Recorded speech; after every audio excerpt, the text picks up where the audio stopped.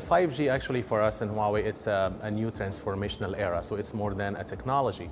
And this transformational era actually defined a totally new generation of mobile internet that not only connects or transport data or information, it also can communicate more like skills and talents. So that will unlock a whole world of opportunities for economies, for industries, and also for societies. And we believe that not only carriers, but also countries and economies need to leverage that to get to a different level of ICT services and digitalization for their economy to their countries.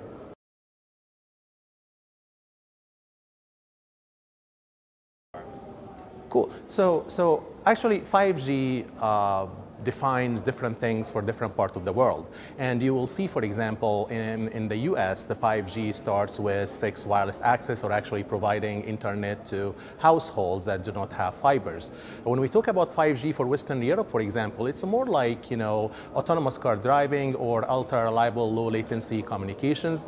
If you talk about 5G, for example, in some of the GCC countries, it's going to be more like enhanced MBB experience, mobile broadband experience, and they're getting a lot of speed as well. For a country like UAE, which we're here today in Dubai, which is actually, I want to say that I'm impressed with the level of digitalization for the city and smart city itself, you will find that 5G will play an extraordinary role in getting the smart city application.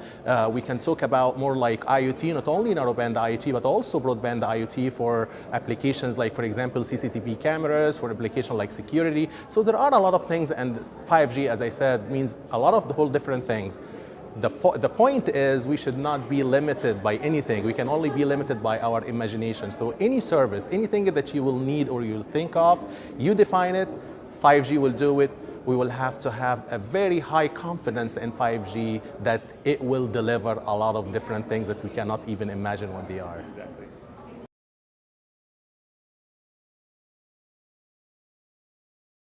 That's actually a good question, and it gets me to some thoughts about how to get ready for 5G. For 5G, we have first, I want to get 2 points and get to that point. First of all, we have to understand that 5G comes within the leadership of LTE. So basically, we have to understand that while we emerge, or 5G is emerging, LTE is taking off for a lot of expansion. So what we need to do is we need to get ready for 5G, we need to fix operators' economics to be able to spend and to invest in 5G, and the ROI will come later. Now, to get ready to 5G, we need unification, harmonization, and we need conversation. And what I mean by unification, standard need to be unified, harmonization, spectrum need to be harmonized, business cases like economy of scale need to be harmonized as well, but more importantly, 5G needs conversation with no barrier, with no pessimistic barrier. We have to have an open mind, talk to each other, government talk to carriers, carriers talk to industry ecosystem player, talk to OTTs.